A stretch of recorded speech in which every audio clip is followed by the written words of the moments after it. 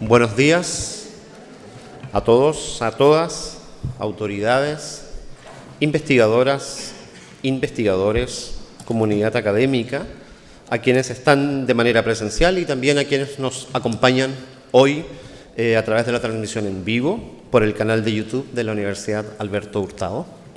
Es un agrado darles la bienvenida al lanzamiento del Núcleo Milenio de Investigación en Producción y Uso Estatal de Datos sobre Severas Violaciones a los Derechos Humanos, Data Justa.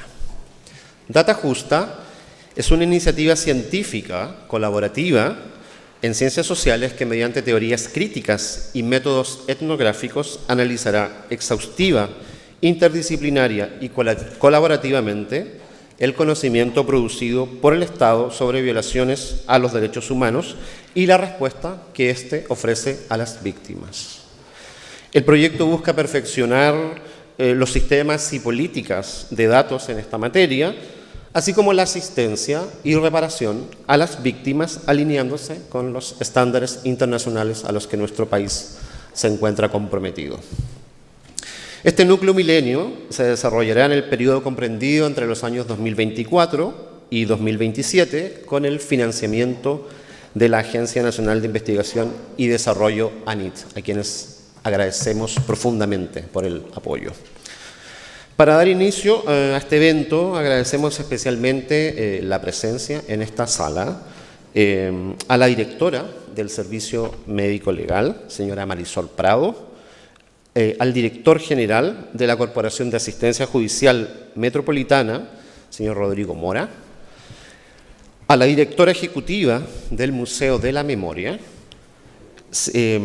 y los Derechos Humanos, señora María Fernanda García Irribarren, al rector de la Universidad Alberto Hurtado, señor Cristian del Campo, a la vicerrectora de Investigación y Posgrado de la Universidad Alberto Hurtado, señora Antonia Larraín, al vicerrector académico, señor Eduardo Abarzúa, al vicerrector de Integración, señor Cristóbal Madero, al decano de la Facultad de Psicología, el señor Álvaro Soto, a la decana de la Facultad de Ciencias Sociales de la Universidad Alberto Hurtado, señora Paulette Landon, y a la directora del Centro de Derechos Humanos de la Universidad Alberto Hurtado y directora alterna del Núcleo Data Justa, a la señora Elizabeth Lira. Saludamos a las autoridades y miembros de los planteles de educación superior que nos acompañan y que, por supuesto, son parte integrante de este proyecto, que son la Pontificia Universidad Católica de Chile, la Universidad Diego Portales, la Universidad Austral de Chile, la Universidad de Playa Ancha y la Universidad de Atacama. En particular, también saludamos a quienes nos acompañan hoy, a la vicerrectora de investigación de la Universidad Diego Portales, la señora Maite de Sea, al director del Instituto de Éticas Aplicadas de la Pontificia Universidad Católica de Chile, señor Juan Larraín, al director del Centro de la Universidad Católica para el Diálogo y la Paz, señor Patricio Bernedo, la directora de la Escuela de Trabajo Social de la Pontificia Universidad Católica de Chile, señora María Olaya Grau, a la decana de la Facultad de Ciencias Jurídicas y Sociales de la Universidad Austral de Chile, señora Daniela Acatino, a la directora del Centro de Derechos Humanos de la Universidad Diego Portales, la señora Lidia Casas. Saludamos también a la doctora Catherine de Ignacio, que nos acompaña el día de hoy en esta presentación y quien en unos momentos más ofrecerá una conferencia magistral titulada Feminismo de Datos para los Derechos Humanos. Agradecemos la presencia y colaboración de la Subsecretaría de Derechos Humanos y de Justicia del Ministerio del Interior, la Subsecretaría del Interior y la Subsecretaría de Prevención del Delito del Ministerio del Interior y Seguridad Pública, al Servicio Nacional de la Mujer y al Ministerio de la Mujer y Equidad de Género, al Ministerio Público, que también nos acompaña, al Instituto Nacional de Derechos Humanos, al Comité para la Prevención de la Tortura, a la Defensoría de la Niñez, al Instituto Milenio, a nuestros núcleos milenios asociados, el Instituto Milenio Violencia y Democracia Biodemos y el Instituto Milenio Fundamento de los Datos, que son instituciones que nos acompañarán durante el desarrollo de este proyecto. A continuación, invitamos a la testera al señor Cristian del Campo, rector de la Universidad Alberto Hurtado, institución que patrocina el proyecto Data Justa, quien nos brindará unas palabras de bienvenida. Señor rector, por favor.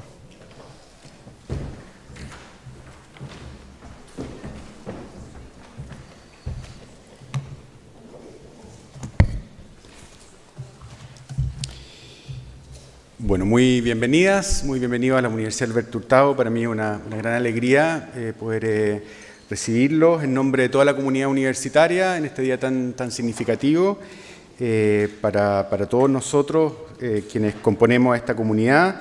Estamos muy contentos de tenerlo acá en la universidad y en especial no voy a reiterar todos los saludos que se acaban de dar, me hago parte de ellos, pero en especial sí quiero reiterar el saludo y el reconocimiento a las profesoras Oriana Bernasconi, a Elizabeth Lira, Daniela Catino, Daniela Bolívar y Lidia Casas, que son quienes lideran este proyecto, así como las investigadores e investigadores asociados de este proyecto, Felipe Paredes, Daniela Paz Zúñiga, Andrés Tello y Alejandra Vega.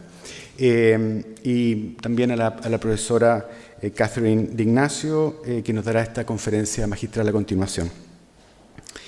Para las universidades que participamos en esta iniciativa, la Universidad Diego Portales, la Pontificia Universidad Católica de Chile, la Universidad Austral de Chile, la Universidad de Playa Ancha, la Universidad de Atacama y nosotros como Universidad Alberto Hurtado, resulta de gran importancia ser parte de este proyecto, por lo que significa trabajar en colaboración, lo que no es necesariamente obvio, ni mucho menos, para desarrollar una investigación de este tipo, una investigación también con un enfoque interdisciplinario, hay muchas disciplinas involucradas, y también que quiere ser interseccional. Sin duda que hoy tenemos una conciencia mucho mayor como sociedad, como país, respecto a las violaciones de los derechos humanos ocurridas en Chile, y sin embargo queda muchísimo para avanzar. Pues en un tema como este, donde sin duda sucede lo que el profesor Mark Lilla de la Universidad de Columbia acaba de publicar en su último libro, que se llama Ignorancia y Felicidad, donde él refiere cómo tenemos una predisposición las personas a evitar el conocimiento o la confrontación con realidades que son complejas y desafiantes. Dice el profesor Lilla que preferimos evitar la complejidad, aferrándonos a visiones simplistas, preferimos no tener tantos datos, no profundizar, no comprender las distintas variables, porque la complejidad puede resultar muy abrumadora. O bien porque las verdades incómodas producen precisamente eso, incomodidad, ansiedad, crisis, por lo que preferimos permanecer en la ignorancia como un mecanismo de defensa emocional. O también porque preferir la ignorancia puede ser reflejo de una evasión de la responsabilidad personal o colectiva respecto del conocimiento. Preferimos no saber, porque eso puede ayudar a evitar tener que tomar decisiones difíciles o asumir las consecuencias de nuestras acciones. En este sentido, resulta tan esperanzador que este proyecto se realice en conjunto con instituciones del Estado, como un modo de hacernos cargo como sociedad en su conjunto de este tema. Finalmente, el profesor Lilla señala que ignorar información relevante como sociedad puede conllevar consecuencias políticas y sociales significativas, pues solo cuando uno entiende verdaderamente las cosas, cuando uno tiene una comprensión informada, puede entonces dar lugar a decisiones públicas y políticas que reflejen la realidad verdadera, impidiendo seguir avanzando en la polarización en que nos encontramos como planeta y en el debilitamiento de la democracia. Hasta aquí las ideas del profesor Mark Lilla. Esto lo compartí en la última grabación que tuvimos con la decana de la Facultad de Ciencias Sociales, un par de meses atrás, unas palabras a nuestras graduadas y graduados. A mí me tocó estudiar teología y en esa disciplina, particularmente en la teología cristiana, la memoria tiene un lugar muy central. Lo refuerza con un concepto muy particular. Se refiere a la anamnesis. Y la anamnesis no es solo recordar, no es solo conmemorar, rememorar o evocar. Es distinta. Etimológicamente significa la acción de negarse a perder la memoria. Negarnos a perder la memoria es negarnos a la amnesia colectiva. Esa fue la clave de las primeras comunidades cristianas. Hacer anamnesis era negarse a olvidar lo que había ocurrido en Jesús de Nazaret. Esa misma palabra, ese mismo concepto, lo recupera en el siglo XX la teología política. Porque la teología política señala que es necesario traer al presente los recuerdos del pasado. Esos recuerdos que son peligrosos, esos recuerdos que son complejos, que son incómodos. Es hacer memoria en vista a producir una acción determinada, en vista a interrumpir el adormecimiento colectivo que produce la idea de un acontecer social como un eterno continuo, sin urgencia, sin un horizonte a la vista. Lo que este proyecto, creo, nos ofrece es otra manera de hacer anamnesis. Otra manera de negarse a perder la memoria colectiva como sociedad.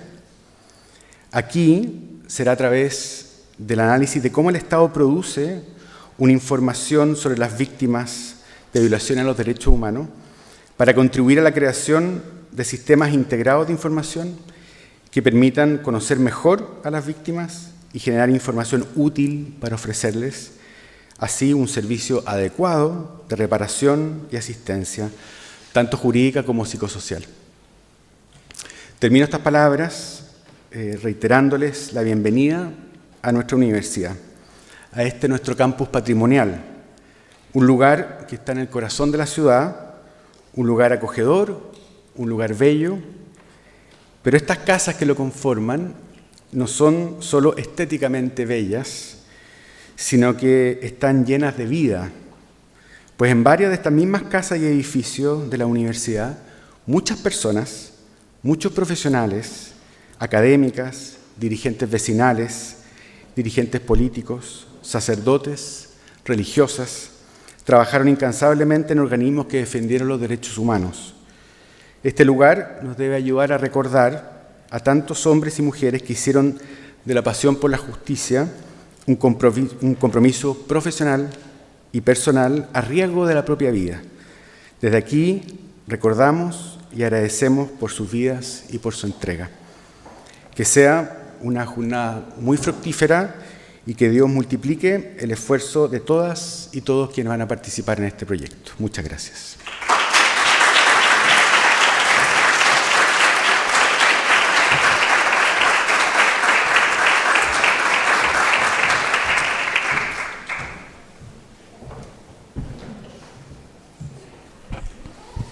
Muchas gracias, señor rector, por sus palabras. Aprovechamos la oportunidad para saludarle la bienvenida al subsecretario de Educación Superior, el señor Víctor Orellana, quien se acaba de integrar a la actividad. Muchas gracias por acompañarnos, subsecretario. A continuación, invitamos a la testera, a la directora del Servicio Médico Legal, señora Marisol Prado, quien nos entregará unas palabras en nombre del ministro de Justicia y Derechos Humanos, señor Jaime Gajardo Falcón. El Ministerio de Justicia y Derechos Humanos ha sido una de las instituciones colaboradoras fundamentales para cumplir con los objetivos de este proyecto. Así que, doña Marisol, por favor, la invitamos a pasar adelante.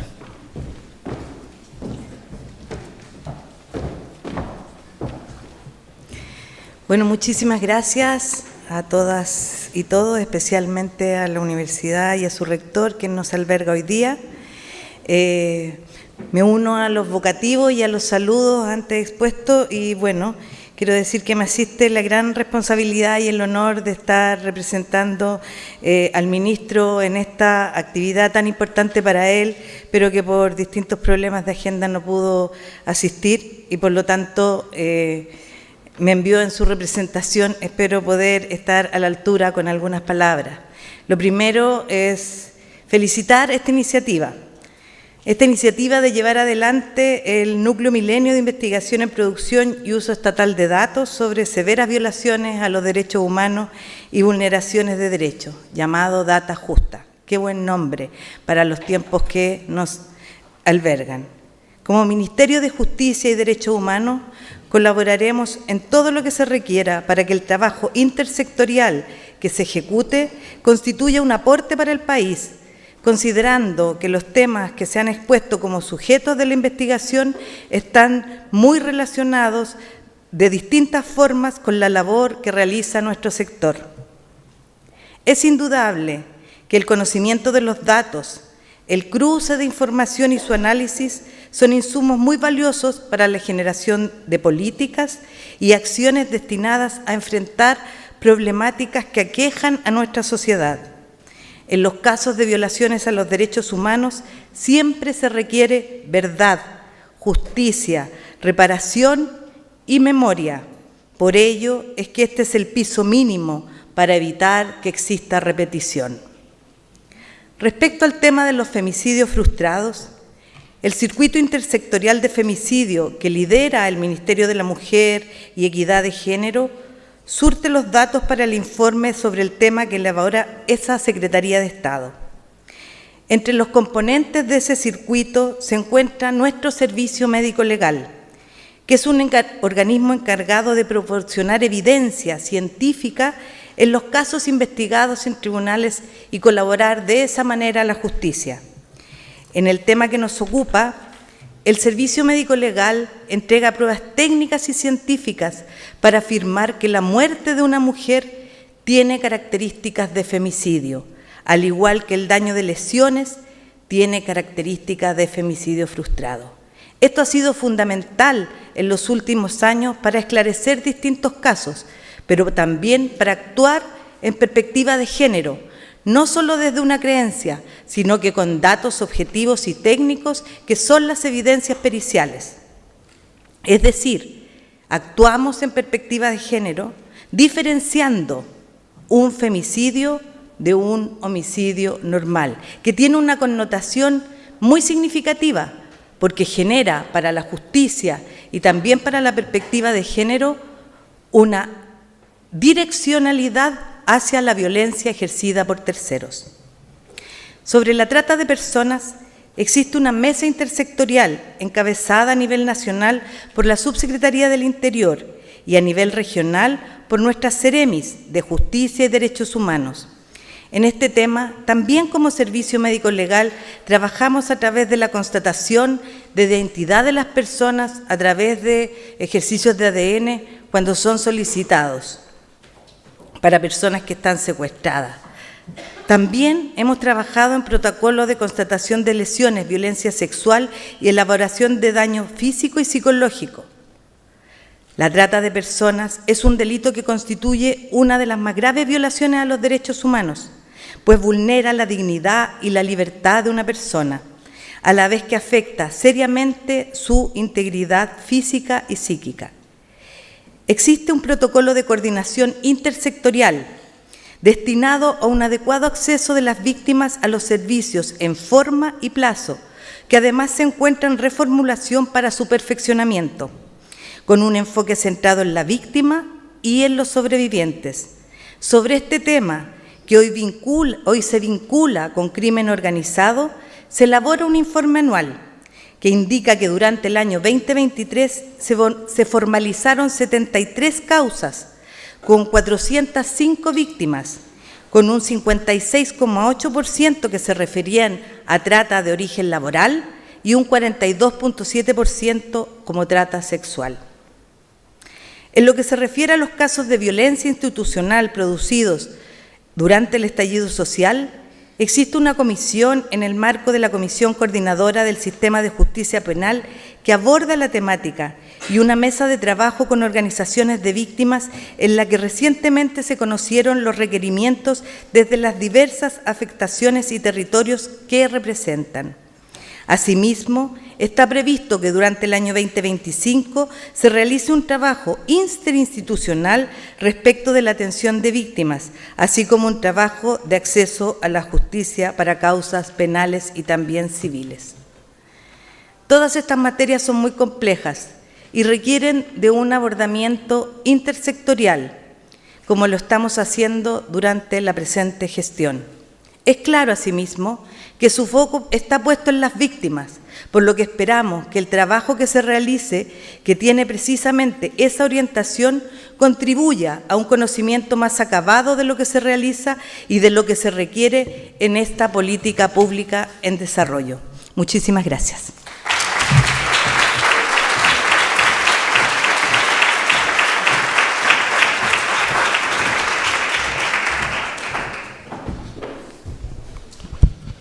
Muchas gracias, directora, por sus palabras.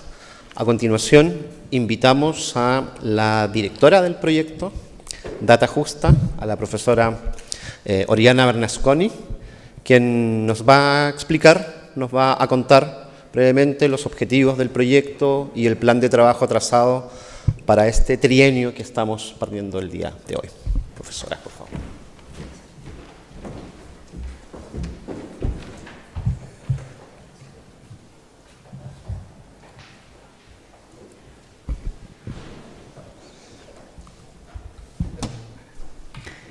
Muy buenos días. Como directora de Data Justa quisiéramos darles una cordial bienvenida a este acto de lanzamiento público de nuestro proyecto científico y agradecer su compañía hoy.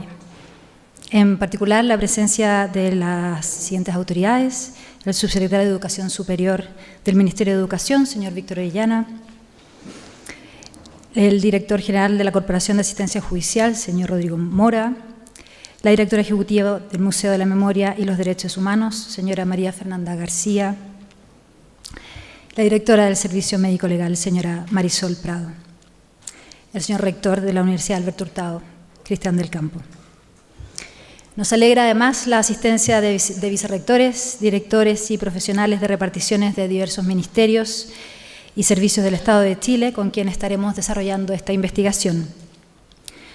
Nos complace también la presencia de directores de unidades académicas de las 6 universidades chilenas asociadas, investigadores e investigadoras, miembros de organismos y colectivos de derechos humanos, colegas, estudiantes, amigos y amigas. Muchos de los que están aquí hoy han sido parte de nuestra trayectoria profesional, individual o colectiva. Sentimos su compañía como un gesto de respaldo a este nuevo proyecto y la acogemos con un profundo sentido de responsabilidad. Para que una sociedad pueda afrontar violaciones a los derechos humanos y severas vulneraciones a la integridad de las personas, la producción de conocimiento es vital.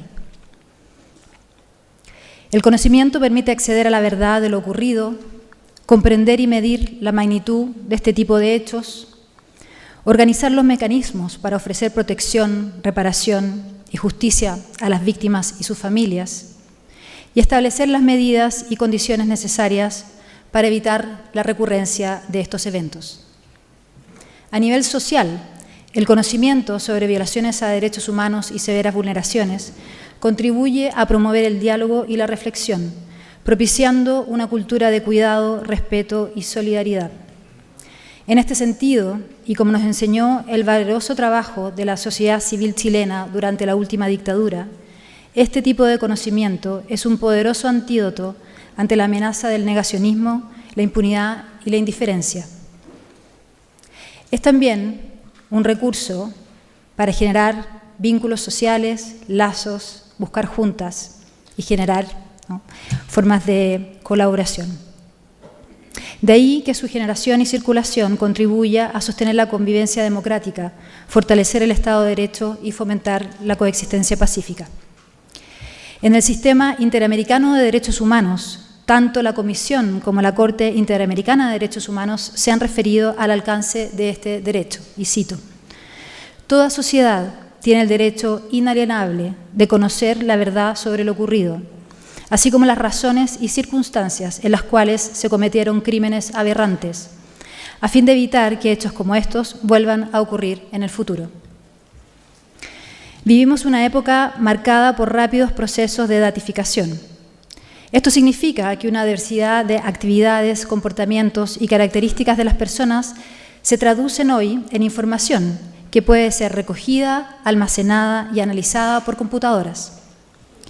En el campo de los derechos humanos y las operaciones humanitarias, la datificación podría permitir tomar decisiones en base al procesamiento continuo de datos.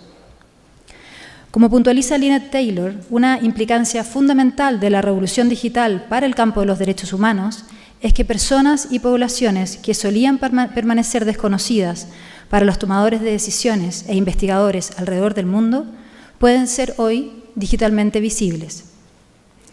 El Estado es uno de los actores responsables de la producción, monitoreo, uso y circulación de conocimiento sobre este tipo de hechos.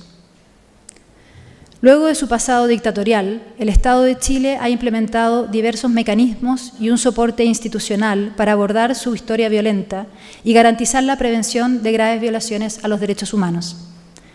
Sin embargo, como tantos otros Estados, lucha por eficiencia y eficacia en la gestión de transgresiones actuales.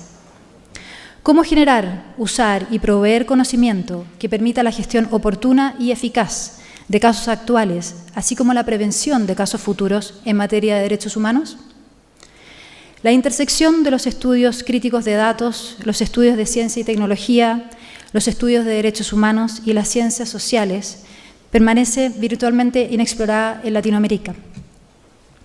Data Justa cruza fronteras disciplinarias y potencia la convergencia entre estos campos del saber para abordar un desafío científico y público global, mediante la generación de conocimiento de frontera desde Chile, con un equipo liderado por 5 científicas que ya reúne trabajo interdisciplinar e internacional previo.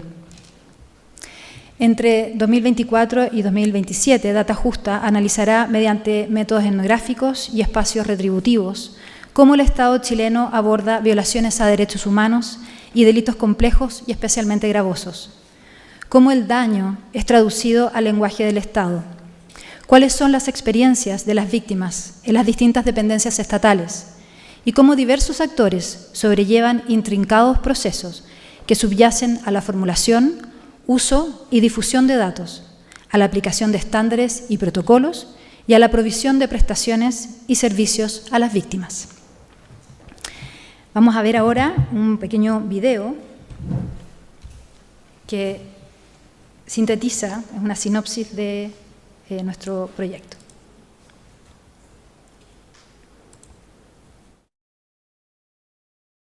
Y proteger. En un mundo repleto de datos, ¿cómo podemos asegurar que las historias de las víctimas no queden en el olvido?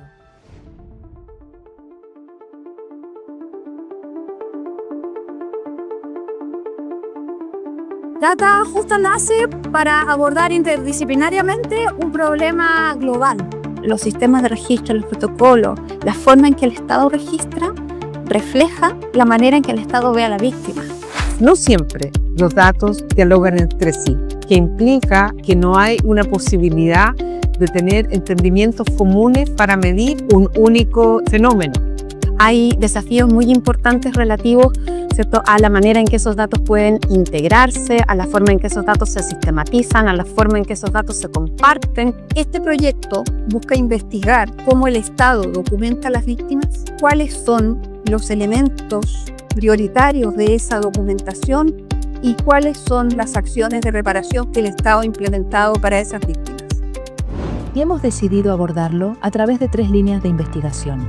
La primera es la producción y uso de datos, la segunda es la gestión y asistencia a las víctimas, y la tercera son los sistemas de control, regulaciones y estándares internacionales en materia de gestión de víctimas en casos de derechos humanos. Esas 3 líneas se cruzan con 3 casos concretos de victimización que vamos a estar estudiando: los femicidios frustrados, la trata de personas y las víctimas de violencia institucional en el contexto del estallido social de 2019. Dentro del derecho internacional de los derechos humanos es muy importante resaltar que el Estado tiene responsabilidad no solamente por aquello que hacen, también por aquello que el Estado no hace.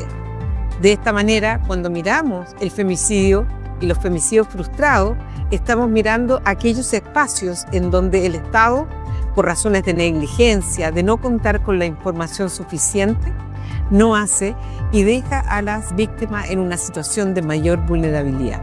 La trata de personas en Chile es un fenómeno que puede afectar a personas de distintas edades, distintos géneros.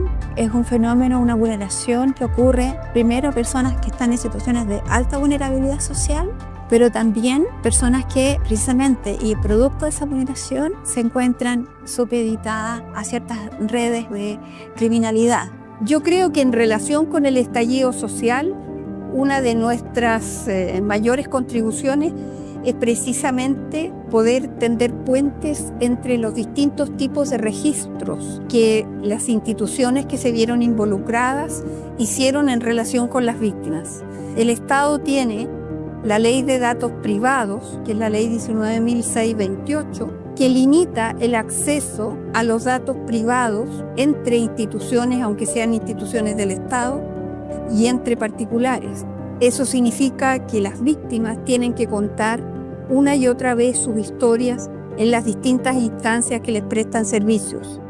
El conocimiento sobre las violaciones a los derechos humanos es fundamental para que el Estado pueda asumir su responsabilidad frente a estos hechos. Este conocimiento contribuye a reconocer los daños causados, validar la experiencia de las víctimas, garantizar el cumplimiento de los estándares que regulan su trato, ejercer justicia, mejorar las políticas públicas y fortalecer la democracia. En la sociedad ratificada en que vivimos, los estados recopilan muchísima información sobre sus ciudadanos. Sin embargo, el conocimiento que el Estado produce sobre violaciones a derechos humanos es problemático. Existen discrepancias en los criterios de acreditación de las víctimas, información dispersa y compartimentada, leyes que limitan el acceso a datos privados o dificultan la colaboración entre organismos, víctimas que se ven obligadas a volver a contar sus historias, casos excluidos y lagunas significativas a la hora de abordar eficazmente las violaciones a los derechos humanos. Data Justa contribuirá a la promoción de la rendición de cuentas y a la protección y el avance progresivo de los derechos humanos, al fomento de la paz, la gobernanza sostenible y el desarrollo social integral. Alianzas con centros especializados como el Laboratorio de Justicia de Datos de la Universidad de Cardiff, el Centro para Metodologías Interdisciplinarias de la Universidad de Warwick, los Centros de Derechos Humanos de universidades chilenas y los Institutos Milenio sobre Violencia y Democracia y de Fundamento de Datos permiten avanzar en nuestra comprensión de la ciencia de datos, la violencia y la democracia y amplificar nuestra capacidad de incidencia pública. Impactaremos a la ciencia a través de conocimiento interdisciplinario original de alcance global en la intersección de derechos humanos, ciencia de datos y ciencias sociales. También impactaremos en una nueva generación de jóvenes profesionales e investigadores en este campo, a través de la investigación colaborativa con el aparato estatal sobre conocimientos difíciles y sensibles, que también requieren prácticas científicas éticas.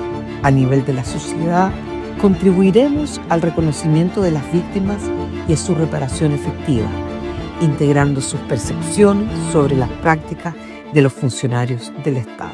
Lo que esperamos todos es aprender, es mejorar la calidad de nuestro trabajo y contribuir con estas reflexiones a que la acción del Estado sea de mejor calidad.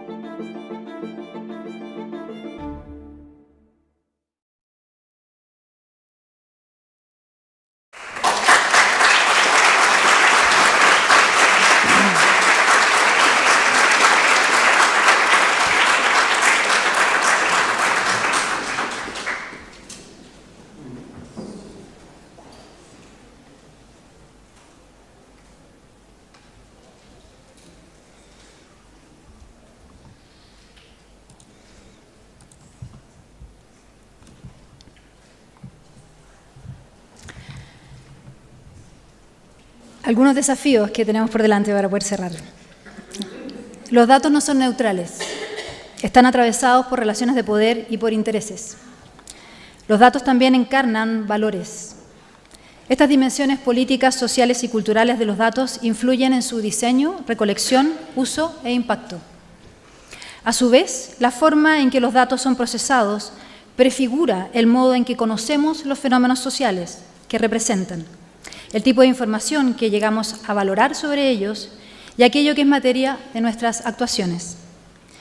De ahí que sea especialmente relevante que el Estado fortalezca su perspectiva de derechos humanos en la propia gestión de la información que produce, de modo que pueda participar formalizando y asentando estos derechos mientras ejerce sus responsabilidades.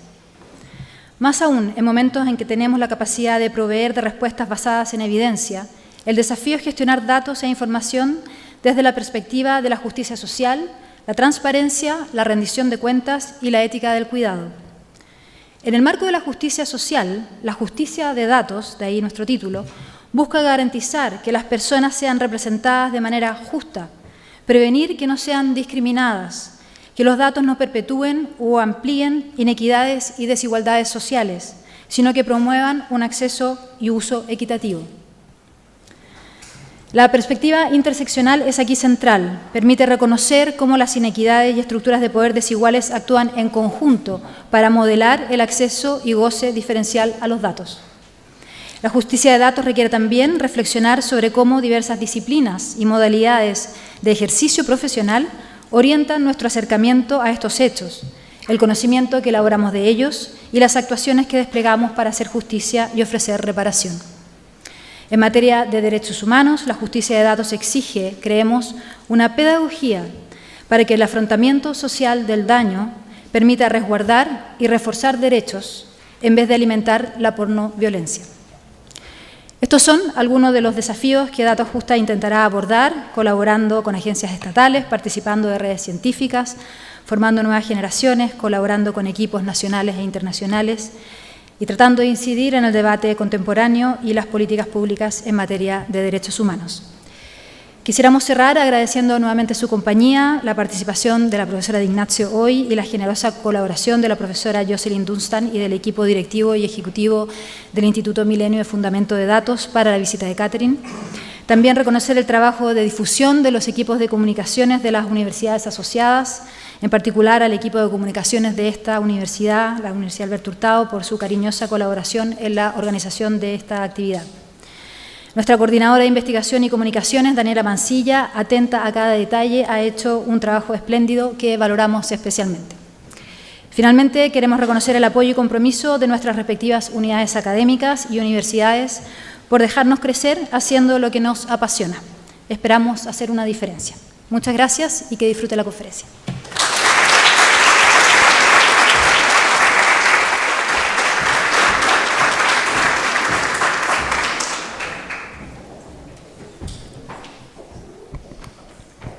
Muchas gracias, profesora Bernasconi, por la clarísima explicación del trabajo al que estamos convocadas y convocados en este periodo que comienza el día de hoy.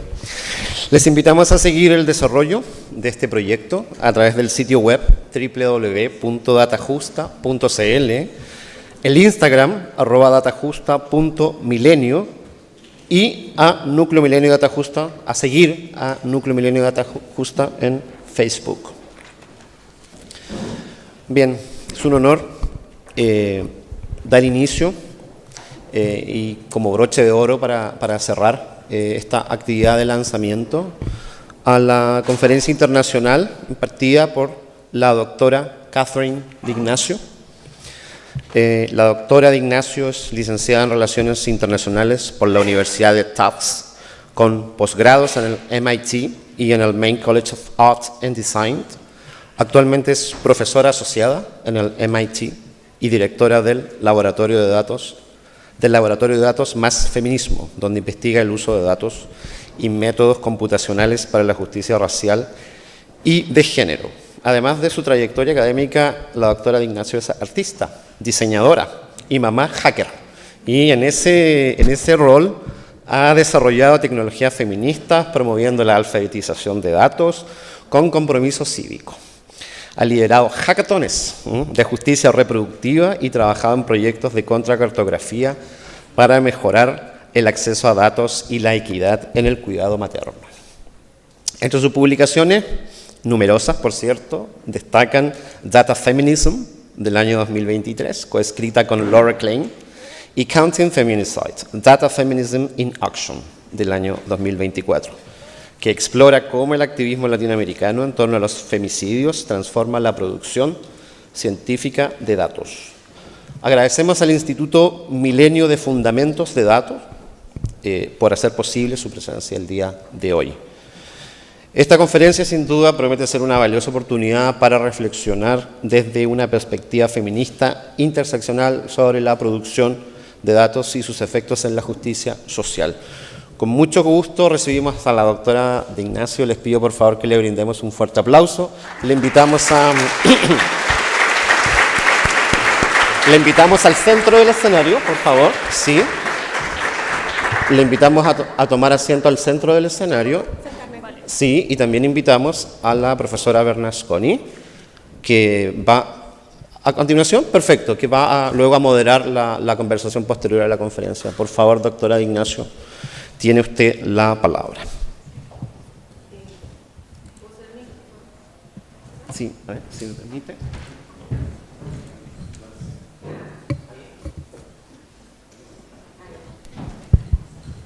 Ok, ¿está bien? Ok. Bueno, wow, muchas gracias. Estoy muy honrada estar aquí con ustedes, con un grupo muy grande de personas y con este proyecto Data Justa que me inspira mucho, de verdad. Y lo que me inspira tanto es ver a un grupo de mujeres investigadoras trabajando en colaboración con el Estado. Es algo que en este momento en mi país no es posible. Está menos y menos posible cada día. Así que me está dando inspiración en un momento en que estoy medio triste sobre el estado de democracia. Así que gracias. Bueno, voy a empezar. Yo les voy a hablar hoy sobre feminismo de datos para los derechos humanos y vamos a ir a través de mis dos libros, Feminismo de datos y el libro nuevo, Counting Feminicide, Contar los feminicidios, que es Feminismo de datos en acción, digamos. Pasamos. Gracias. Primero, quiero dar las gracias a la nación Wampanoag y los pueblos de Massachusetts. Ellos son los pueblos indígenas, los pueblos originarios de donde vengo. Y yo soy huésped en sus tierras. Próximo. Y bueno, voy a hablar hoy de este libro que salió en 2020. Se llama Feminismo de Datos. Es un libro coescrito con la profesora Lauren Klein, que también es de los Estados Unidos. Ella da clases en Emory University, que queda en Georgia. Y desde, bueno, salió este libro en 2020 y describe 7 principios de cómo podemos abordar la ciencia de los datos de la perspectiva de feminismo y de feminismo interseccional. Pero quiero primero explicar un poco de las motivaciones. ¿Por qué queremos juntar el feminismo con los datos? ¿Por qué es necesario? ¿Por qué estamos pensando así? Cuando salió el libro, mucha gente decía, well, ¿por qué? ¿Por qué hay que juntar feminismo con datos? Así que primero quiero explicar un poco de esto. Una cosa que quiero notar es que el libro es en inglés, es gratis y de libre acceso, abierto, pero también gracias al colectivo feminista Data Género, tenemos una traducción en castellano que también es libre, así que se puede leer en castellano. Ok, próximo. Ok, un poco de esta motivación de feminismo de datos. Hoy en día, probablemente no tengo que decir esto a esta audiencia, pero hoy en día los datos son una tremenda forma de poder.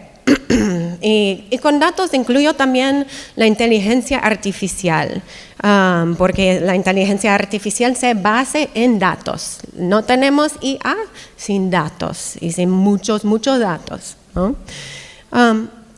La ciencia de datos se ha utilizado para obtener enormes beneficios. Y yo soy fan, ¿no? Yo soy programadora, yo soy persona tecnológica, me gustan los datos desde décadas, me gustan, ¿no? El problema, ¿no?, es que también la ciencia de datos y la IA, los sistemas con algoritmos y eso, están también replicando el poder estructural de la sociedad. Esto significa como, por ejemplo, el patriarcado, el racismo, el colonialismo, ¿no? Replicamos con los datos, reproducimos estos sesgos dentro de los datos, ¿no? Además, los datos son poderosos de una manera, son una forma de capital, literalmente, ¿no? Si miramos quiénes son las empresas más grandes y más ricas del mundo, son las empresas que pueden recopilar, guardar, movilizar, usar muchos datos. Las empresas como los Google, Facebook, Meta, Microsoft, etcétera, etcétera.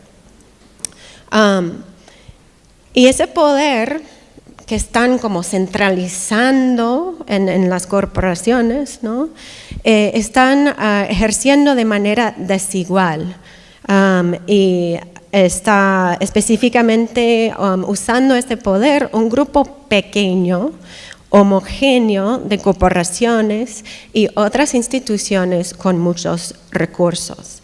Así que si los datos están tan centralizados, ¿cuál es el resultado de esto? Y les quiero explicar un poco también porque aquí estamos hablando de un proyecto Data Justa, cómo podemos juntar los datos con la justicia, ¿no? Pero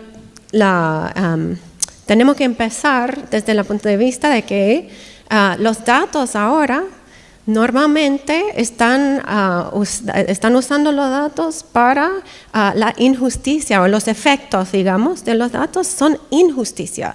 Así que si vamos a usar datos para justicia, tenemos que pensar intencionalmente cómo vamos a hacer esto. Así que ¿cómo son los efectos de esta desigualdad de datos? Próximo. Sí. Casi todos los días, no sé si es así aquí en Chile, pero casi todos los días en los Estados Unidos, por lo menos, hay una nueva noticia en la prensa sobre un sistema de inteligencia artificial que, por ejemplo, degrada los currículos de las mujeres, o un algoritmo de préstamos que discrimina a las personas racializadas, o un algoritmo de servicios públicos que tiene un sesgo en contra de las familias con bajos ingresos. Así que estamos produciendo sistemas que reproducen los poderes estructurales de la sociedad, ¿no? Y lo que pasa es que estamos también escalando estas desigualdades al nivel de estos sistemas, que son sistemas muy grandes en muchos casos, ¿no? Así que estamos escalando la desigualdad con los datos. Próximo. Y más, otro más problema es que hay una asimetría, ¿es una palabra? Ok, muy bien. Hay una asimetría en innovación. Y se puede ver aquí, en este ejemplo, yo también estudio con unos estudiantes en el MIT, estudio tecnologías en el sector de vivienda, cómo está el sector integrando tecnologías y IA y datos nuevos. Y en este sector, por lo menos aquí en los Estados Unidos, han surgido multitud de tecnologías nuevas, IA, algoritmos, modelos predictivos, podemos ver aquí algoritmos de calificación de crédito, selección de inquilinos automático, reconocimiento facial para acceso a los edificios y más. Pero cuando ves para quiénes son estas tecnologías, para quiénes estamos innovando, ¿no? Vemos que todas estas tecnologías son para los propietarios o las corporaciones grandes que son dueños de muchas propiedades, ¿no? Así que les pregunto, es como es una pregunta muy sencilla, ¿no? ¿Y por qué hay tanta asimetría de innovación? ¿Por qué hay tanta asimetría de información? ¿Dónde están las tecnologías y los sistemas de predicción, la ciencia de datos que puede ayudar a los inquilinos a conseguir su hogar, ¿no? O a quedarse?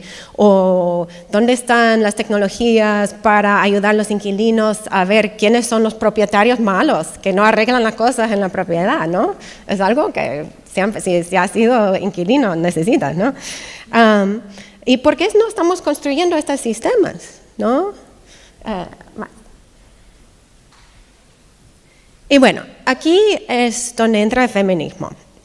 Y lo que explicamos en Feminismo de Datos es cómo el feminismo y el feminismo interseccional en particular se ha centrado precisamente en este tema, los desequilibrios de poder, la desigualdad transversal, las fuerzas estructurales que lo causan, y eso durante mucho tiempo. Es decir, que tenemos herramientas del feminismo para analizar estas asimetrías y los efectos desiguales de estos sistemas. Pero cuando Lauren y yo damos charla de feminismo de datos, y siempre con todos los términos nos gusta ser precisas sobre qué feminismo estamos usando en el libro. Hay muchos feminismos, ¿no? Y no todos están de acuerdo con ellos mismos, ¿no? Así que, ¿qué entendemos por el feminismo? En primer lugar, el feminismo en su esencia implica una creencia en la igualdad para todos los géneros. Lo que incluye tanto a las mujeres cis y trans como a los hombres y las personas no binarias y más, ¿no? Así que si crees en la igualdad de estos seres humanos, es una creencia feminista. Pero si miras a tu alrededor, te das cuenta que este objetivo, esta creencia, aún no se ha hecho realidad en el mundo, ¿no? Vivimos en un mundo muy desigual. Así que el feminismo también implica necesariamente una acción política organizada en nombre de las mujeres y las minorías de género para hacer la realidad este objetivo de igualdad. Y por último, y para mí es el favorito, el feminismo es un conjunto de teorías y ideas. Estas teorías comienzan pensando en cuestiones de desigualdad con respecto al sexo y al género, pero en los últimos 40 años de estudios y también la realidad política han traído muchas más dimensiones de desigualdad. Incluyendo raza, la clase, la sexualidad, la capacidad y más. Y lo que significa, me da inspiración porque significa que no tenemos que solucionar nuestros problemas que parecen nuevos, no son tan nuevos, ¿no? Podemos usar las ideas de la historia. Próximo. Y este análisis multidimensional del feminismo y sistémico se denomina interseccionalidad. Y tal vez ustedes ya saben, ya mencionaron las personas aquí la interseccionalidad, pero para explicarlo un poco, es un término de trabajo legal de Kimberly Crenshaw, que está aquí en rosado. Y es para explicar cómo la desigualdad social no se puede explicar por una sola dimensión de diferencia, como el género. No podemos mirar solo al género, solo al sexo, ¿no? Y ella y las personas del mismo tiempo, como Combahee River Collective, que ven aquí, que estaban teorizando como el mismo concepto más o menos, estaban empezando de la experiencia de las mujeres negras en los Estados Unidos. Y son ellas que tienen que afrontar el racismo y el sexismo al mismo tiempo. Y fue eso que ella conceptualizó interseccionalidad con una metáfora espacial. Es la intersección de dos sistemas de poder. El sexismo a un lado y el racismo al otro lado. Y eso nos trae a la idea que está aquí, que el feminismo interseccional no trata solo de mujeres y ni de género. Se trata de poder. ¿Quién lo tiene y quién no? Gracias.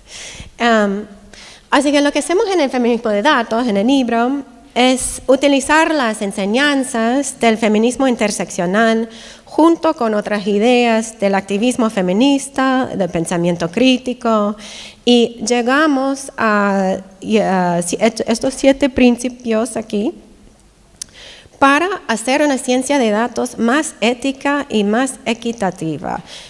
Más o menos la pregunta que querríamos responder en escribir el libro fue ¿cómo podemos hacer una ciencia de datos feminista? Es decir, ¿cómo podemos hacer una ciencia de datos que ayuda a hacer un mundo más igual o más equitativo? Porque la ciencia de datos que existe no está haciendo esto. Así que los principios son así y en cada capítulo se trata de un principio. Y lo que tratamos de hacer es escribir para principiantes, pueden ser principiantes en género o en feminismo. O pueden ser principiantes en datos, informática, porque para nosotras sabíamos que esos son dos mundos que no se conozcan, no se conocen mucho, ¿no? Así que tratamos de introducir la teoría feminista y también introducir las ideas de la informática, de la ciencia de datos. Así que los principios son así, como examinar el poder, desafiar el poder. Eso se tiene que ver con la definición de feminismo que les di hace poco, que se concentra en el poder, entender el poder estructural. Después, elevar la emoción y la corporalidad, repensar los binarismos y las jerarquías, adoptar el pluralismo, considerar el contexto y hacer visible el trabajo. Así que hay un capítulo para cada principio. Y el objetivo fue hacer como operativo el feminismo para la ciencia de datos, usar el feminismo para hacer la ciencia de datos. Y bueno, atrás un momento, les quiero decir que hemos como repensado los principios para esta época de AI o IA. Así que tenemos un nuevo artículo, se llama Data Feminism for AI, si les interesa en todo este discurso de IA. Gracias. Bueno, y ahora lo que quiero hacer es vamos a como cambiar y vamos a entrar en los principios del feminismo de datos y les quiero presentar unos ejemplos de lo que queremos decir, lo que significa examinar el poder, desafiar el poder y más. Así que podemos empezar aquí. Este es un proyecto de arte. En el libro hablamos de muchos proyectos, muchos ejemplos. Este es uno, se llama Library Missing Datasets o Biblioteca de Bases de Datos Faltantes, es de Mimi Onuoha. Y se trata de, es una obra de arte que se puede ver aquí, esta obra de arte. Y también es una lista, y es una lista de los datos, las bases de datos que no tenemos. Así que verás aquí unos ejemplos de estos datos. Y ella estaba durante unos años recopilando datos que no existan, es decir, categorías de datos que no tenemos, que no hay. Por ejemplo, estos son de los Estados Unidos, pero personas trans asesinadas o heridas en casos de delitos de odio, personas excluidas de viviendas públicas por antecedentes penales, y más. Pueden leer estos datos que no existen. Y ella, Mimi, la Onuoha, la puedes encontrar en la obra de arte con este archivador aquí, y la idea es que entras en una galería, veas este archivador que está aquí con estas carpetas, puedes leer los nombres de las carpetas, y en los nombres de las carpetas hay los títulos de los datos que no tenemos. Por ejemplo, personas trans dañados en ataques de odio, ¿no? Ves este nombre en la carpeta, abres la carpeta y no hay nada, porque es que no hay datos que corresponden, no hay nadie que está recopilando datos sobre este tema. Y lo que Onuoha trata de decir con esto es que las bases de datos faltan para una razón, y la razón es el profundo desequilibrio de poder con respecto a la recopilación de datos en el mundo actual. Pensamos en los datos como cosas en la nube, ¿no? Pero los datos requieren muchos recursos para recopilar, para mantener. Requieren muchos recursos, ¿no? Y así que hay unos temas en que nadie con recursos quiere recopilar datos sobre estos temas, ¿no? Y hay una dimensión muy política de lo que determinamos que es útil o valoroso para tener datos sobre, ¿no? Y lo que no queremos, no queremos datos sobre este tema, ¿no? Y por eso digamos que un enfoque feminista de ciencia de datos comienza con este tipo de análisis de poder, ¿no? Y también de decir que los sesgos, a veces hablamos de sesgos en los datos, pero hay una forma de sesgo de no tener datos, ¿no? Así que ni se puede sacar los sesgos de los datos si no hay datos, desde que sacar los sesgos, ¿no? Así que también tenemos que pensar en los temas sobre los cuales que tenemos y no tenemos datos, ¿no? Próximo. Gracias. Y bueno, otro ejemplo de examinar el poder, y puse dos porque examinar el poder es un principio en que los datos son súper útiles, ¿no? Los datos, visualizaciones de datos son muy útiles para mostrar problemas estructurales de poder, ¿no? Este es un proyecto que hice con unos estudiantes y también con el periódico Washington Post en los Estados Unidos. En este caso colaboramos para plantear la pregunta, eso fue justamente después del homicidio de George Floyd en los Estados Unidos, y lo que estaba pasando en el paisaje urbano es que estaban activistas bajando monumentos, renombrando calles, y estaba todo este discurso de Cristóbal Colón, que está por todos lados en los Estados Unidos.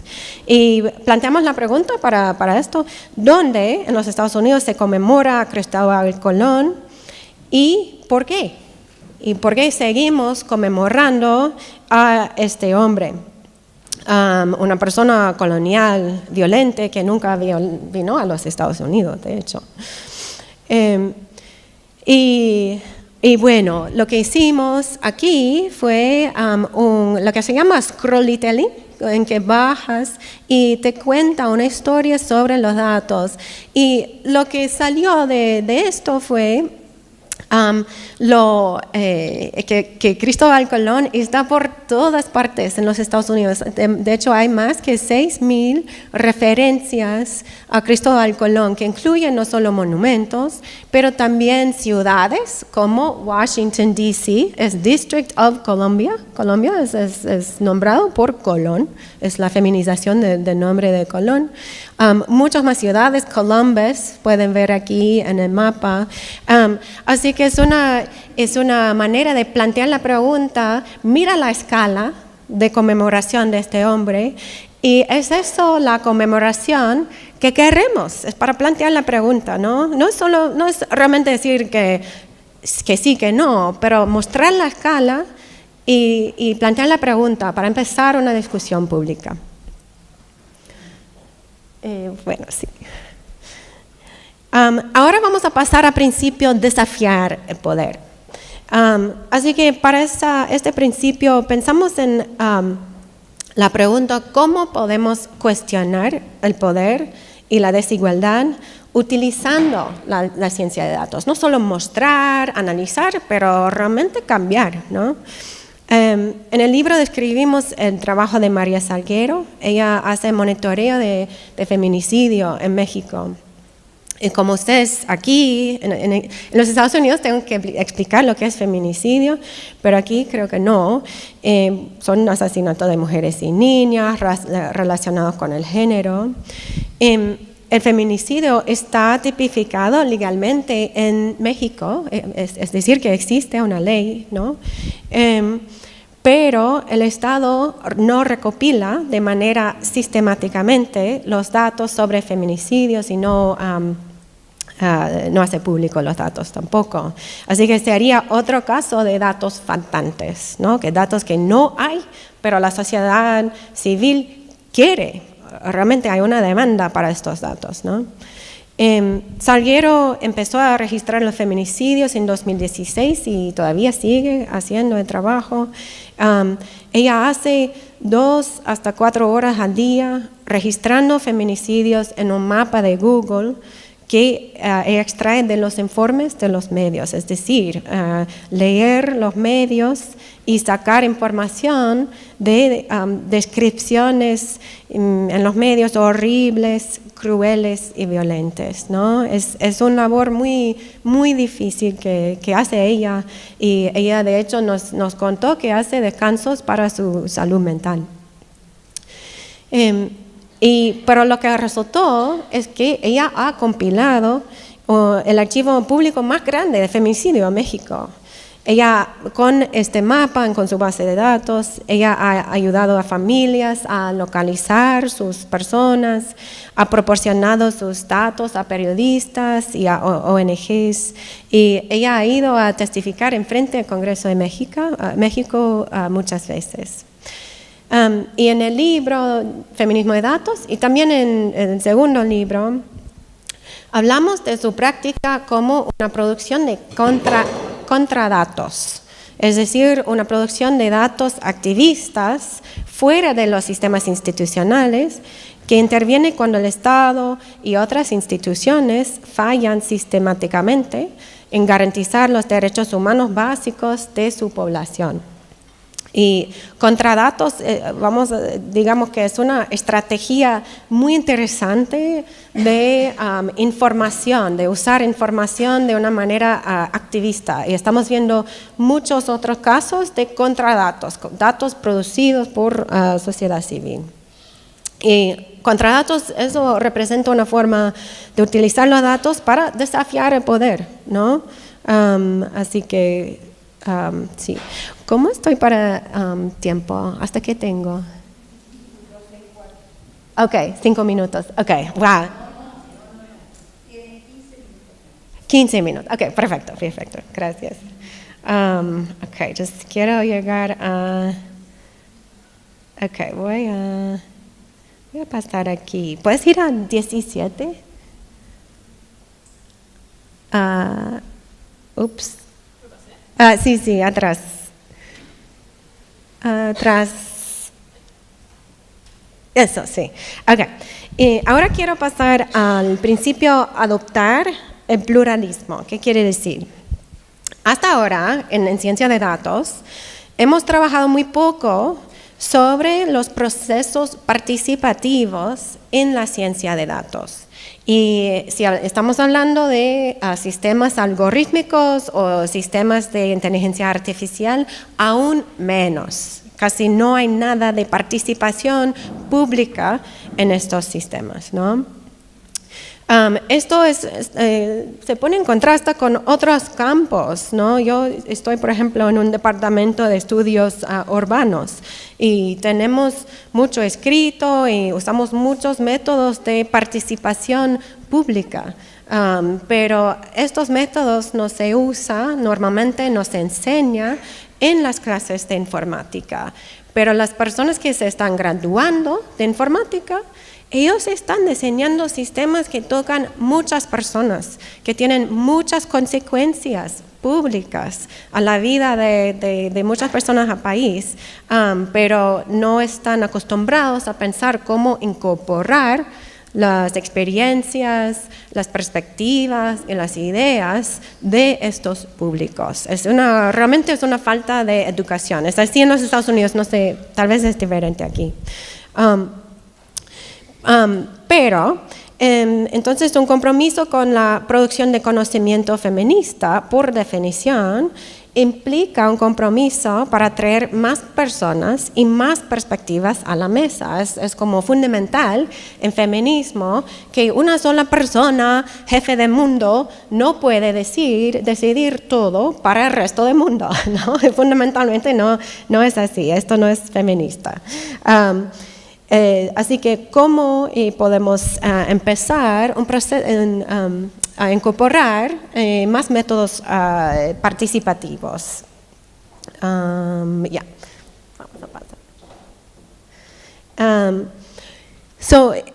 Nuestro proyecto, quería llegar a hablar un poco de nuestro proyecto Datos contra Feminicidio, porque para mí es un ejemplo muy fuerte de cómo incorporar procesos participativos y métodos participativos dentro de un proyecto de ciencia de datos, inteligencia artificial, desarrollamiento de sistemas. Voy a contarles un poco sobre este proyecto porque entonces quiero empezar a hablar del otro libro. Es un proyecto que hago con Isadora Cruchen, Silvana Fumega, Elena Suárez Val, que es aquí. Y venimos de muchas perspectivas, somos de muchos países diferentes. Silvana ha trabajado mucho con estados, ha trabajado mucho en estándares de datos. Isadora ella trabaja dentro de una escuela de gestionamiento, Business School, y Elena, ella es activista y doctorada en ciencias sociales. Con ellas hemos trabajado este proyecto Datos contra Feminicidio y voy a explicarles un poco más sobre esto. Sí. Mientras que el trabajo,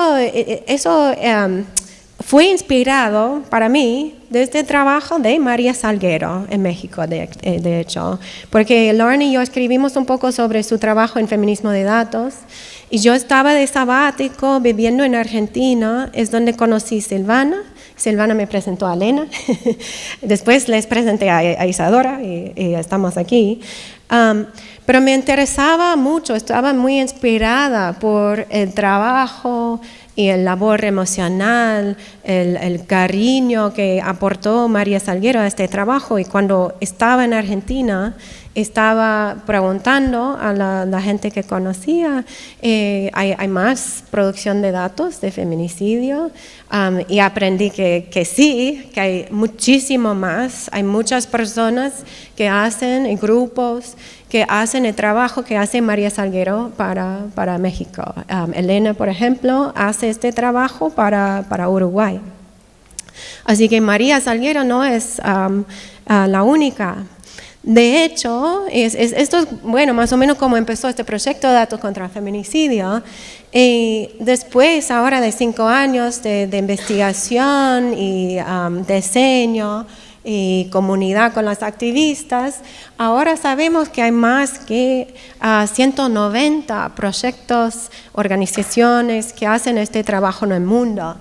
Es decir, que ellos hacen registros de datos de feminicidio desde las noticias, producen estos datos desde la sociedad civil, normalmente sin acceso a los registros de los estados, porque a veces no hay, a veces no pueden, no comparten con los activistas. Y hay muchos de estas esfuerzos desde 2015, cuando vemos Ni Una Menos, vemos un surgimiento de este tipo de como podemos decir, como ciencia de datos, ciudadano o activismo de datos. Es que hay muchos grupos que están haciendo este monitoreo desde, otra vez, sociedad civil. Okay. Así que nos trajo que este fenómeno fue tan transnacional. Y unas de las activistas sí que se conocían antes, y cuando empezamos a hablar con ellas, dijeron, queremos estar en contacto con otras activistas, con otras personas que están haciendo esta labor, porque la labor, como ustedes pueden ver, es muy difícil, es leer artículos de las noticias, copiar, pegar dentro de los bases de datos, es súper difícil, ¿no? Así que querían un acompañamiento, querían intercambiar con otras personas. Así que empezamos este proyecto, Datos contra Feminicidio. Tiene 3 pilares. Es un proyecto de investigación cualitativa, y voy a hablar más sobre lo que hemos descubierto.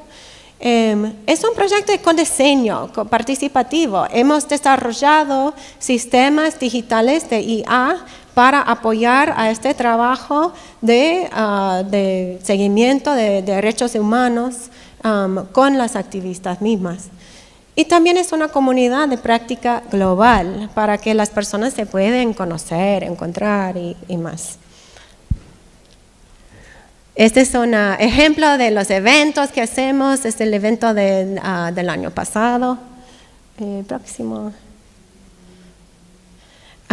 Y para el proyecto cualitativo hemos entrevistado 41 grupos, más que 75 personas y 18 países, sobre todo en Latinoamérica, pero también en Canadá y los Estados Unidos. También hemos entrevistado bastante grupos que también hacen este trabajo. Y esto me trae a mi último libro, que resulta de toda esta investigación, de estar en contacto en comunidad con activistas, periodistas, ONGs y las personas que están haciendo este trabajo desde la sociedad civil. El libro, Contando Feminicidio, describe este trabajo creativo, intelectual y emocional de las activistas. Y también describe cómo desde ellas podemos, nosotros dentro de la comunidad de científicos de datos, podemos aprender mucho sobre sus éticas, de cómo hacen su ciencia de datos. Y el libro procede así, hay 4 etapas, es una narración con mucho detalle de cómo ellas hacen este trabajo. Y a pesar de las variaciones significativas en lenguaje, viste que tenemos 18 países, ¿no? Hay mucha variación en lenguaje, geografía, cultura, leyes, política también, pero hay muchos puntos en común en las formas en que las activistas de datos trabajan con los datos. Y estos son las 4 etapas del activismo de datos. Y para cada etapa en el libro trato de escribir cómo las activistas, ellas trabajan con datos y también qué y cómo sus métodos y sus prácticas se pueden aportar a o desafiar como la sabiduría convencional en la ciencia de los datos. Y uno de los conceptos claves, y este es el concepto que quiero finalizar esta presentación con este concepto, porque yo creo que puede aportar mucho a ciencia de datos conectado con derechos humanos. Y el libro trata de teorizar desde la práctica de las activistas y con las activistas mismas que participaron en el libro, esta idea de un enfoque restaurativo y transformador de ciencia de datos. En cada uno de los 4 capítulos sobre el flujo de trabajo, trato de destacar las diferencias entre las formas en que las activistas de datos llevan a cabo su ciencia de datos y las concepciones dominantes de la ciencia de datos. ¿Y cuáles son las diferencias?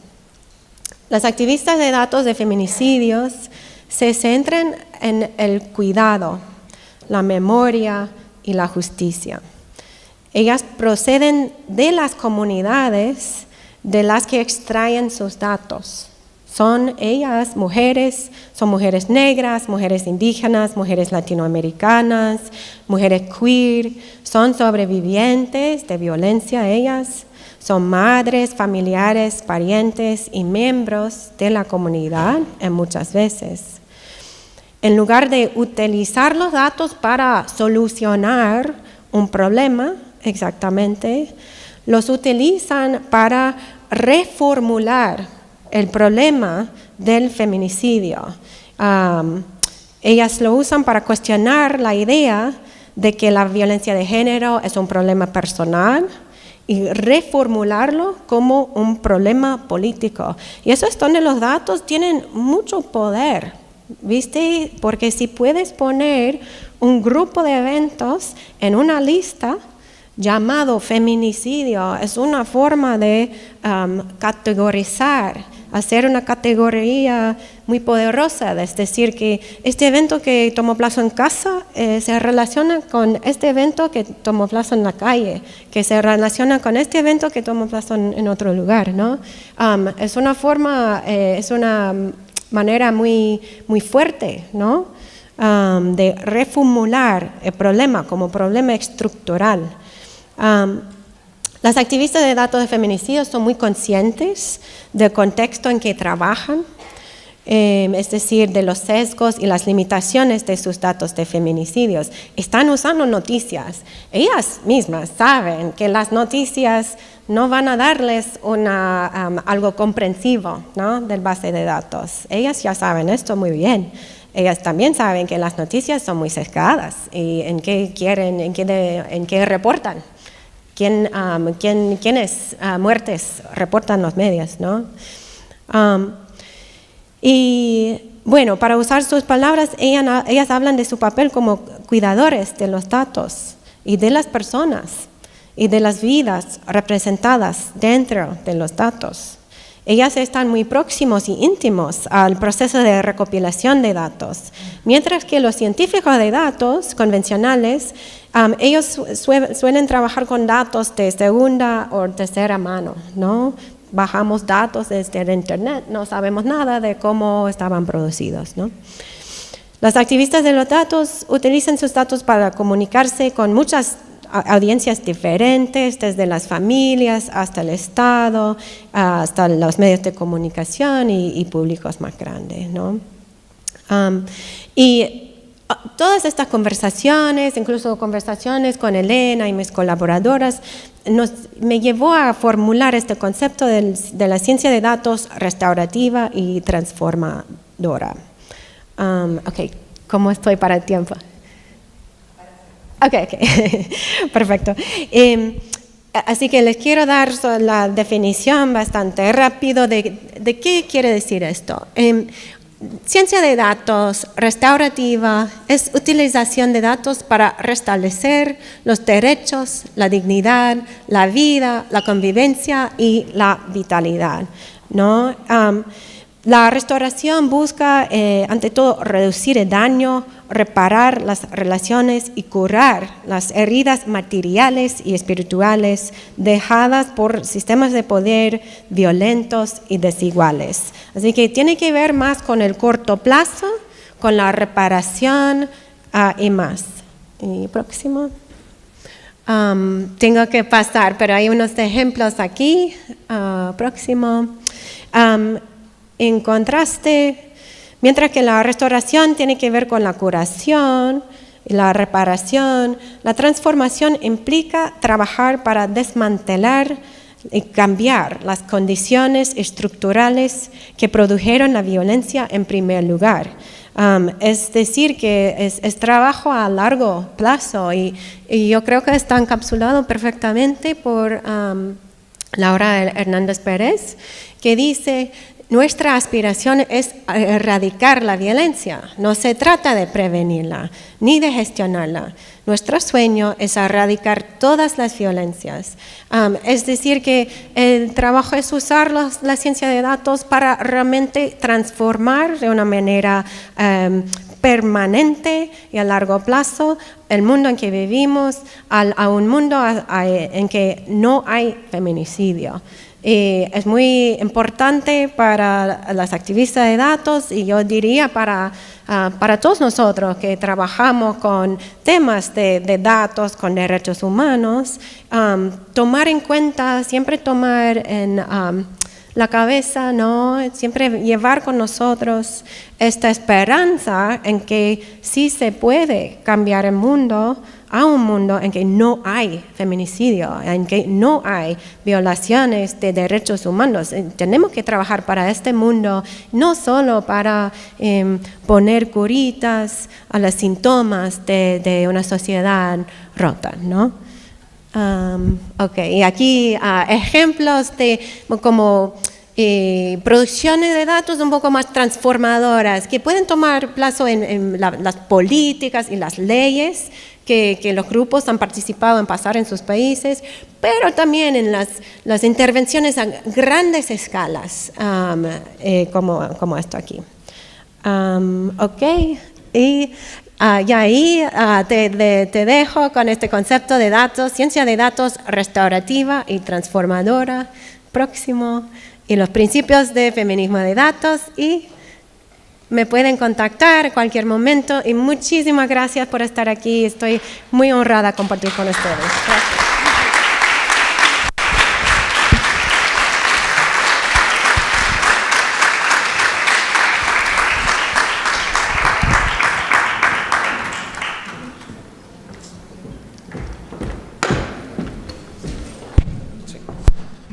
Muchísimas gracias, profesora de Ignacio, por tan interesante e inspiradora conferencia. Ahora tenemos un tiempo para el debate, para la conversación, para las preguntas. Les pedimos que quienes tengan alguna pregunta, algún comentario, levanten la mano. Nosotros les vamos a proporcionar un micrófono. El debate va a estar moderado por la profesora Bernasconi. Y les pedimos, sí, por favor, precisión y concisión para que todos podamos participar en las preguntas. Y aprovecho de también para las personas que están conectadas a través de YouTube, contarles que también pueden formular sus preguntas y que va a haber una persona a cargo de recolectarlas y leerlas en el transcurso de la conversación. Así que por favor les pedimos que levanten la mano a quienes estén en la sala y pues les vamos a proporcionar un micrófono. Gracias, Felipe. La idea es, para no pasarnos del tiempo, vamos a tomar todas las preguntas para que Catherine pueda responderlas, a veces son complementarias, y porque nos espera un café, para que tengamos también un tiempo ahí de diálogo más distendido afuera. Entonces, veo Felipe, aquí.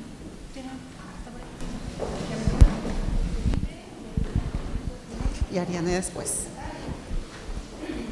Felipe.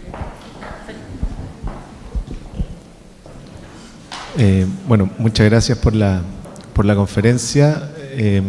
Bueno, Felipe Mallea, del Servicio Nacional de Migraciones.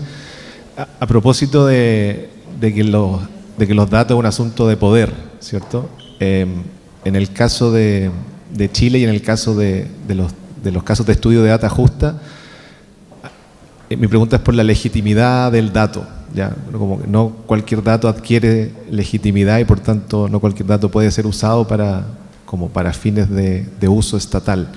En el caso de femicidio, la Red Chilena de Violencia contra las Mujeres lleva un registro histórico y ellas cuentan más casos de femicidio que lo que cuenta el Estado, ¿cierto? En los casos de violencia institucional sucede lo mismo. Se vio para el estallido, las organizaciones de derechos humanos contaron más formas de victimización que las que podía contar el Estado, y así. Y el Estado tiende a reducir esos datos o esos números en relación a los procedimientos institucionales que tiene para hacer eso. Entonces, ¿cómo convive la posibilidad de que el Estado pueda efectivamente construir datos que sean a la vez legítimos, que le hagan sentido a la sociedad civil, que también está mirando el mismo fenómeno, y a partir de eso el Estado pueda tomar decisiones ad hoc con un dato que efectivamente sea legítimo, tanto para ellos como Estado, como para las organizaciones de la sociedad civil? Porque en general el Estado va a hacer uso de sus propios datos para tomar decisiones y no así con los datos de la sociedad civil necesariamente. Eso, muchas gracias. ¿Tomamos varias o...?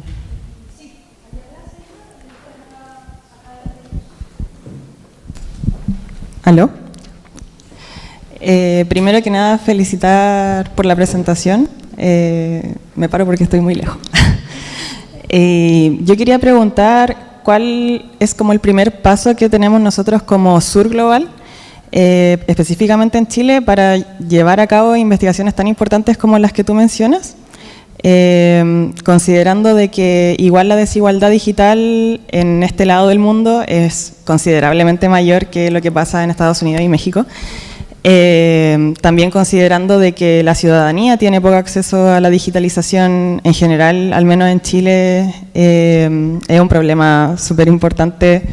El uso, por ejemplo, de inteligencia artificial en el día a día, solamente desde estudiantes universitarios hacia adelante está comenzando a utilizarse, pero ¿qué pasa con todo el resto, que es la mayoría?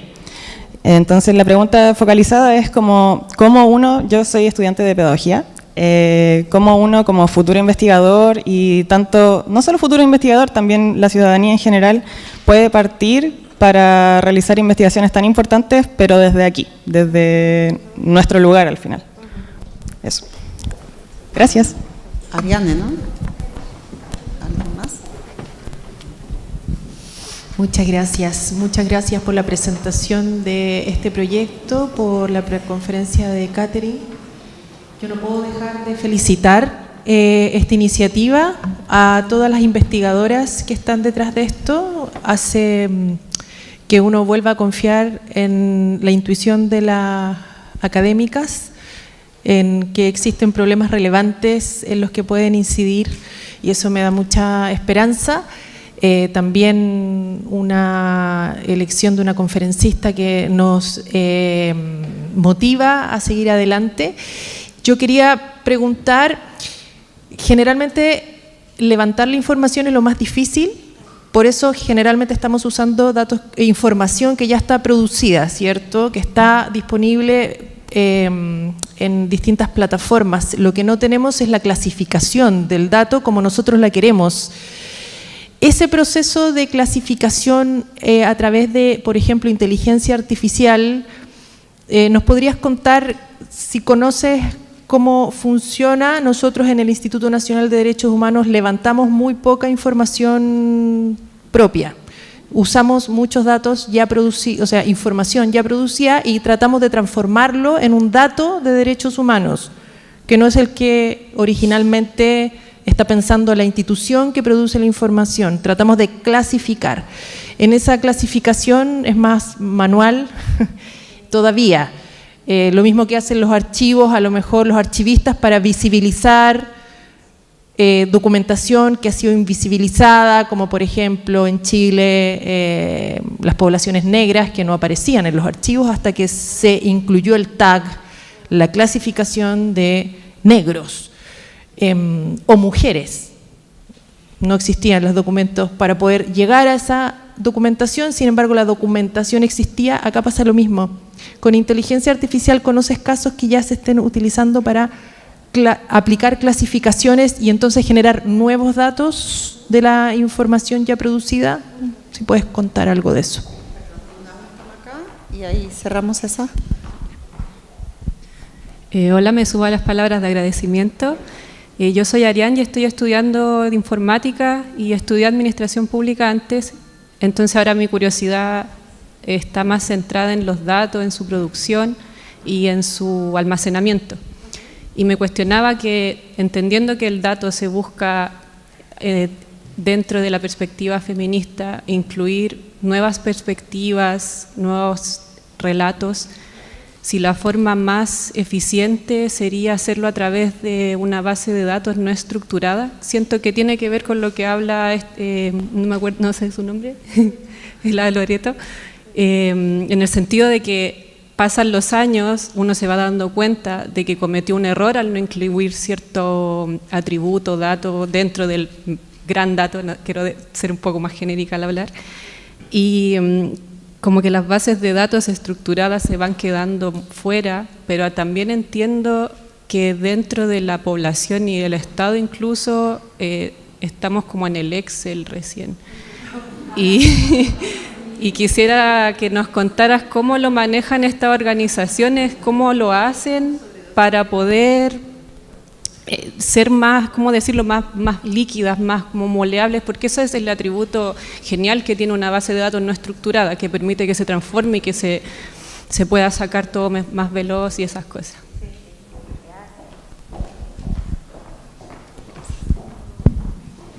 Gracias.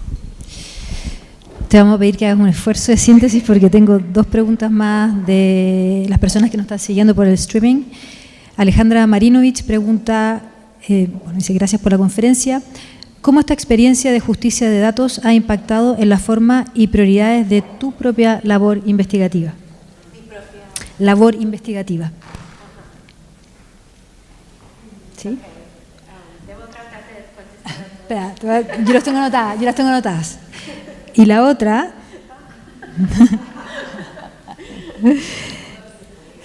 sí. Y la otra es... de Cami González, muchas gracias por la presentación. Y la pregunta es esta: ¿qué haría feminista a una ciencia de datos que trabaja con datos generados por las instituciones del Estado? ¿Sí? Yo diría hay tres preguntas, la de Felipe, Loreto y la de Cami, que en fondo te están pidiendo quizás una reflexión de cómo llevar estos principios y tu experiencia al modo en que el Estado registra, clasifica, produce información para estos fines que persiguen proyectos como el nuestro. Ok, wow. Estaba tratando de hacer apuntes aquí, pero bueno. Tal vez empiezo con la primera pregunta y la última, cómo se relacionan un poco con el Estado. Y para contestar es interesante pensar si se puede trabajar con un base de datos del Estado de manera feminista, y yo diría que la respuesta es súper sencilla, es sí. Y yo digo esto no porque los bases de datos del Estado son feministas, porque normalmente la mayoría no lo son, pero porque se puede siempre utilizar los datos de una manera crítica y feminista. Es decir, que se puede siempre, y yo diría que ni es una práctica feminista, es una práctica buena de ciencia de datos, de entender la perspectiva y las limitaciones de quien publica la información, ¿no? Eso siempre es muy importante en ciencia de datos, entender esto. Es decir, que siempre se puede usar los datos, pero se puede usar de una manera crítica siempre. Se puede criticar lo que no hay. Se puede criticar las categorías que aplica el Estado, ¿no? Puedes identificar categorías que no están. O tratamiento de personas dentro de base de datos que está mal, ¿no? Así que yo creo que sí se puede usar. Y es importante usar porque las instituciones, bueno, si estamos hablando de ciencia de datos, las instituciones son las que producen la información. Más que nada, hay cosas sobre las cuales no vamos a tener información. Feminicidio es una de las cosas que sí se puede conseguir información de las noticias, pero hay muchas cosas que no aparece. Por ejemplo, en los Estados Unidos tenemos un discurso de mortalidad materna, ¿no? Y que está muy racializada. No se puede conseguir números de mortalidad materna por las noticias. Es una cosa que no se puede recopilar desde la perspectiva de sociedad civil, ¿no? Pero en cuanto a la primera pregunta, es muy interesante lo que dijo Felipe sobre como datos institucionales o datos oficiales y datos activistas, ¿no? Y lo que yo diría desde la investigación que hicimos es que no hay un estado donde entrevistamos activistas que acepta los números de las activistas, ¿no?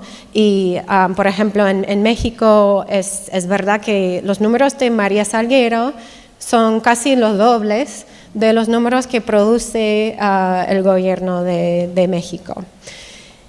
Pero lo que Elena llama esta brecha como una discordancia, ¿se llama? Discordancia de datos. Y lo que yo diría es que esta discordancia no es que tenemos que decidir cuál es la verdad y cuál no, ¿no? Pero es una discordancia que puede producir conversación, discurso, y en unos casos puede producir contacto entre el Estado y las activistas para hablar de por qué los números son diferentes. Y en muchos casos los números son diferentes a propósito. A veces las activistas están proponiendo una definición de feminicidio que es mucho más amplio de la definición del Estado. Por ejemplo, unas leyes codifican feminicidio como solo feminicidio íntimo, mientras que una definición desde la perspectiva, bueno, feminista y activista sería no solo de feminicidio íntimo, incluye muchas más como categorías de feminicidio. O, por ejemplo, en el caso de Ecuador, ellas cuentan la Alianza para el Mapeo de Feminicidio Feminista en Ecuador, ellas cuentan suicidios inducidos por la violencia que estaba experimentando una mujer, es feminicidio para ellas, pero para el Estado no. Pero para ellas es una manera de decir que sí, de contar que sí, y de hecho en el caso de Ecuador, ellas, bueno, yo no sé si todavía es el caso, pero antes, cuando les entrevistamos, cada mes estaban ellas reuniéndose con el Ministerio de las Mujeres, que contaba feminicidios para el Estado, estaba reuniéndose cada mes para hacer como las cuentas, ¿no? Para hablar de cada caso, entender la perspectiva de los otros y capturar casos, que a veces el Estado tenía casos que ellas no, y a veces ellas tenían casos que el Estado no había capturado. Así que yo creo que hay maneras de potencialmente colaboración entre las activistas y el Estado, aunque sea adversarial, ¿no? Aunque no están de acuerdo, pero sí es un proceso de discutir, ¿no? Expandir intencionalmente, ¿no? Y let's see.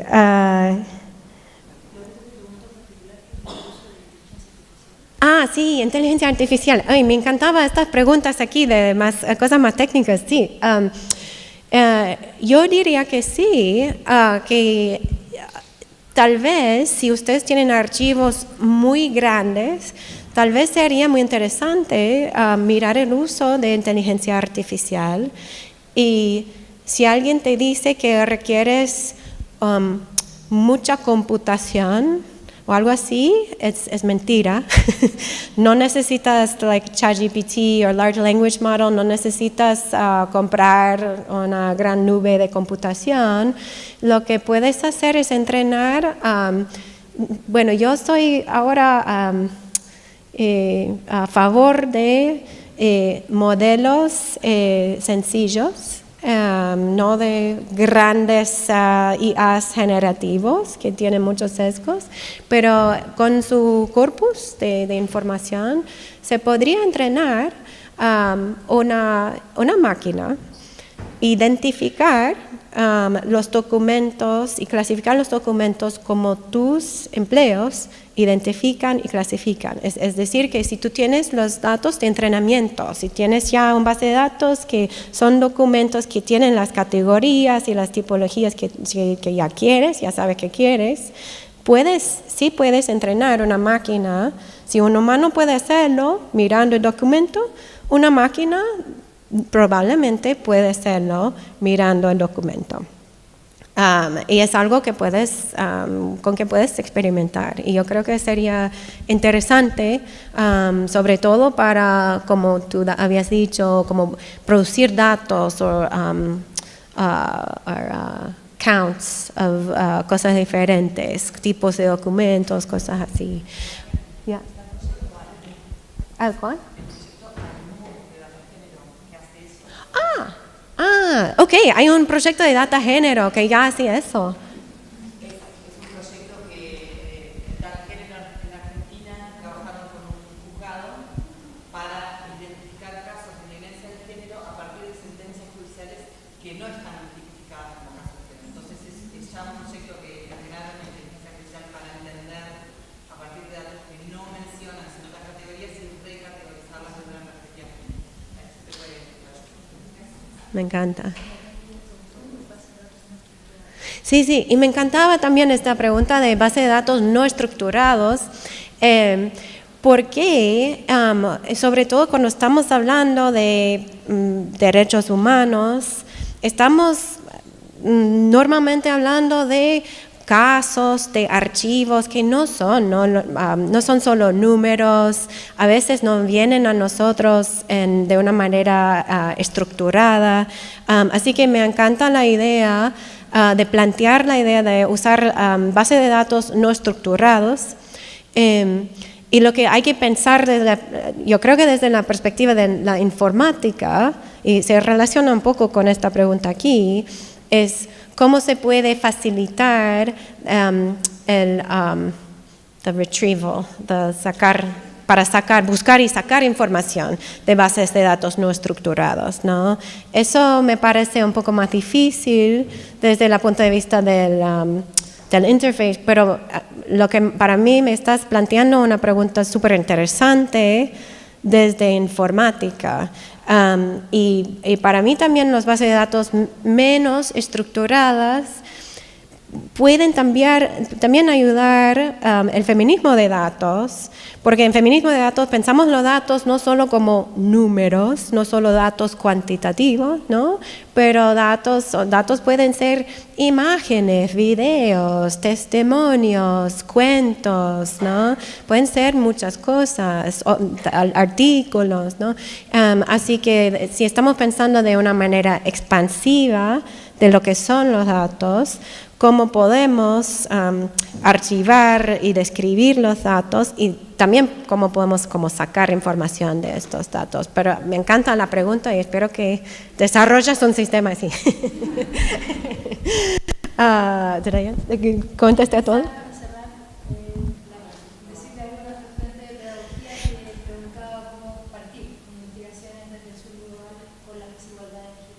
Sí, no, súper importante este tema de desigualdad digital, es muy importante. Y lo que quiero decir a eso es, bueno, para nosotros, por lo menos en este proyecto, no usamos tecnologías súper avanzadas. Tenemos unos mitos, yo creo que en académica y también en las disciplinas que estudian cosas digitales, de que necesitamos mucho dinero, necesitamos acceso a mucho poder de computación. Por este proyecto no fue así, por ejemplo. Mucho de las cosas que hicimos con Excel. No, en serio, que estamos usando cosas muy sencillas. Y yo siempre estoy tratando de pensar, y hay personas ahora que están hablando de decomputing o small computing, computación pequeña, computación menos intensivo, también para el planeta, también por razones ambientales. Así que no es negar que hay una brecha digital, porque sí hay, pero también lo que quiero decir es que se puede hacer muchas cosas con tecnologías sencillas, tecnologías gratis, tecnologías humildes. Y yo siempre prefiero esto, porque siempre nos están vendiendo las nubes y todo esto, pero todo esto viene con un gasto material, pero un gasto también ambiental. Así que, bueno, yo creo que nosotros todos tenemos que pensar en la computación más pequeña, modelos más pequeños. Pero gracias. Bien, les pido por favor un aplauso. Para cerrar, con esto llegamos al final de la ceremonia de lanzamiento de nuestro núcleo Milenio Data Justa. Queremos agradecer, por supuesto, a la profesora Catherine D'Ignazio, a las autoridades y a cada una y a cada uno de ustedes por compartir con nosotros este espacio, a la gente también que nos ha seguido vía streaming, vía YouTube.